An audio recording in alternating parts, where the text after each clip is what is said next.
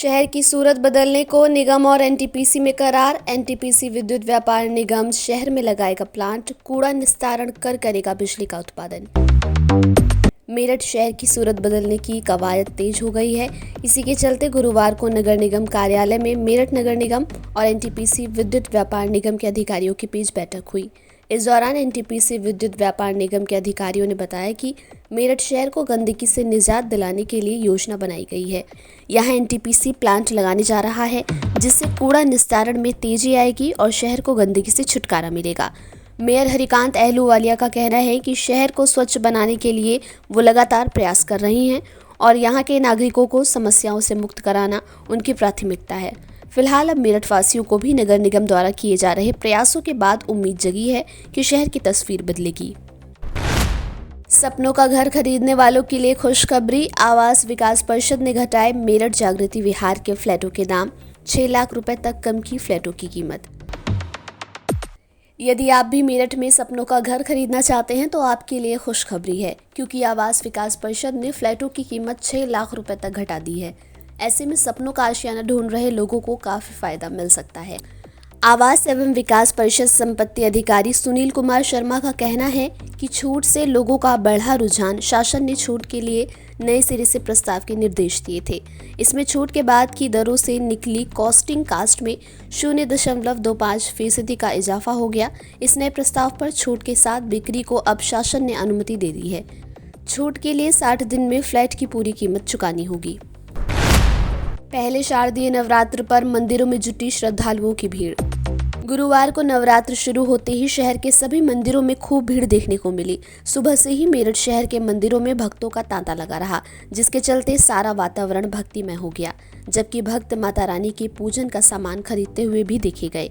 यही नहीं, फलाहार मिठाइयों की दुकानों पर खूब संख्या देखने को मिली। भक्त जगह जगह पंडालों में प्रतिमा स्थापित कर मां की आराधना करते दिखे। शराब पीने के विरोध में जानलेवा हमला, पीड़ित परिवार पहुंचा एसएसपी ऑफिस, कार्रवाई की लगाई गुहार।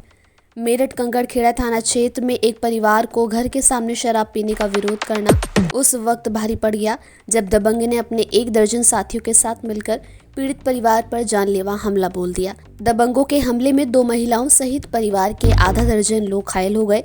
पीड़ित परिवार का आरोप है कि शिकायत के बाद भी थाना पुलिस दबंग पर कार्रवाई नहीं कर रही है।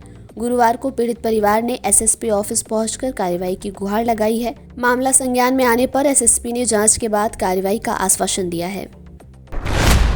मेरठ में श्री अग्रसेन वैश्य अग्रवाल सभा ने गुरुवार को प्रथम नवरात्र पर महाराजा अग्रसेन जी का जन्मोत्सव मनाया। गुरुवार को श्री अग्रसेन वैश्य अग्रवाल सभा ने गंज बाजार में महाराजा अग्रसेन जी की आरती गाकर और कुलदेवी लक्ष्मी जी के नारे लगाकर जन्मोत्सव मनाया। एनसीआर में प्रदूषण को लेकर सुप्रीम कोर्ट ने लगाई फटकार। 3 साल पहले कार्रवाई को कहा गया, लेकिन अनसुना कर दिया गया। दिल्ली एनसीआर में वायु प्रदूषण मामले को लेकर सुप्रीम कोर्ट में सुनवाई चल रही है। कोर्ट ने दिल्ली में एयर क्वालिटी पर नजर रखने वाले केंद्र सरकार के panel commission for air quality management ने फ्लाइंग स्क्वाड को फटकार लगाई है। सुप्रीम कोर्ट ने कहा कि 29 अगस्त को एयर क्वालिटी मैनेजमेंट कमीशन की बैठक हुई। इसमें पराली जलाने पर कोई चर्चा नहीं हुई। 3 साल पहले आदेश दिया गया था कि प्रदूषण करने वालों पर मुकदमा चले। कोर्ट ने कहा कि आप आज तक उनके प्रति नर्म हैं, ऐसा क्यों? हरियाणा के कुरुक्षेत्र में मुख्यमंत्री योगी आदित्यनाथ ने कांग्रेस पर साधा निशाना। बोले, बिना खर्ची बिना पर्ची के रोजगार मिला। उत्तर प्रदेश के मुख्यमंत्री योगी आदित्यनाथ लगातार हरियाणा में चुनाव प्रचार कर रहे हैं। आज चुनाव प्रचार का आखिरी दिन है। आज विपक्ष पर एक बार फिर से योगी ने तगड़ा प्रहार किया है। योगी ने दावा किया कि भाजपा सरकार में युवाओं को बिना खर्ची पर्ची के रोजगार मिला। 10 वर्ष के अंदर हरियाणा ने डबल इंजन सरकार के नेतृत्व में कार्य को होते हुए एक अंजाम तक पहुंचते हुए देखा है।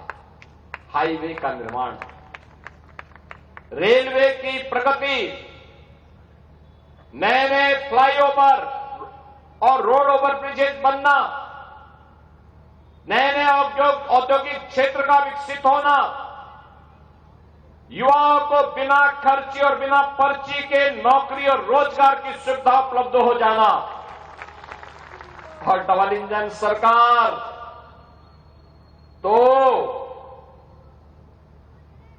उन महिषासुर और चंड और मुंड के लिए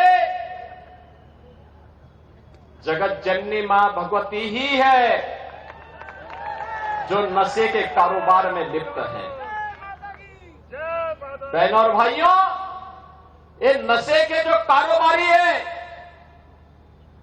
जो देश को निगल जाना चाहते हैं, युवाओं की जवानी को छीन रहे हैं, ये आज के चंड और मुंड हैं, ये महिषासुर हैं। और इसीलिए मैं आपका एहसास कराने के लिए आया हूं। हरियाणा, इसके दो औरतें हैं, हरिभूमि, अन्नदाता किसानों के परिश्रम की पावन भूमि है, लेकिन हरि आना भी है कि ईश्वर को बार बार बुलाने का है। हरि का मतलब श्री कृष्ण से है, श्री विष्णु से है, श्री राम से है। राम को बार बार इस धरती में बुलाने के लिए ही इसका नाम हरि आना हो गया है कि हरि बार बार आना यहां पे। यानी जो उपदेश 5200 वर्ष पहले कुरुक्षेत्र की भूमि में भगवान। कल नए घर जाएंगे केजरीवाल। दिल्ली के पूर्व मुख्यमंत्री अरविंद केजरीवाल शुक्रवार को सीएम आवास खाली कर देंगे। उन्होंने अपने रहने के लिए नया ठिकाना तलाश लिया है। वे आम आदमी पार्टी के सांसद अशोक मित्तल के घर में रहेंगे। अशोक मित्तल का घर नई दिल्ली विधानसभा क्षेत्र में पड़ता है। यह 5 फिरोज शाह रोड पर स्थित है। अरविंद केजरीवाल अपने लिए ऐसी जगह तलाश रहे थे जो न केवल उनके काम के लिए सुगम रहे, बल्कि उन्हें यात्रा करने में भी कोई परेशानी न हो और शहर के हर कोने तक उसके निवासियों से जुड़े रह सके। इस तलाश में उन्हें आप सांसद अशोक मित्तल का घर पसंद आया। सद्गुरु जग्गी वासुदेव को सुप्रीम कोर्ट से मिली राहत। प्रोफेसर एस कामराज ने मद्रास हाई कोर्ट में याचिका लगाई थी। ईशा फाउंडेशन के संस्थापक और प्रमुख सद्गुरु जग्गी वासुदेव को सुप्रीम कोर्ट से बड़ी राहत मिली है। सुप्रीम कोर्ट ने गुरुवार को ईशा फाउंडेशन के खिलाफ पुलिस जांच के आदेश पर रोक लगा दी है। फाउंडेशन के खिलाफ रिटायर्ड प्रोफेसर एस कामराज ने मद्रास हाई कोर्ट में याचिका लगाई थी। हरियाणा के नूंह में राहुल गांधी ने जनसभा को किया संबोधित। लोकसभा में नेता प्रतिपक्ष और कांग्रेस सांसद राहुल गांधी ने जनसभा को संबोधित करते हुए कहा, और मोहब्बत के बीच में लड़ाई है। हम मोहब्बत फैलाते हैं, वो नफरत फैलाते हैं। हम इसकी रक्षा करते हैं, संविधान की रक्षा करते हैं, अंबेडकर जी की संविधान की रक्षा करते हैं, वो इसे खत्म करते हैं। छोटी छोटी पार्टियां घूम रही हैं, ये बीजेपी की ABCDEF टीम्स हैं। इनको आप समर्थन मत दीजिए, कांग्रेस पार्टी को अपना वोट दीजिए और यहां बीजेपी की सरकार को हटाने का काम कीजिए।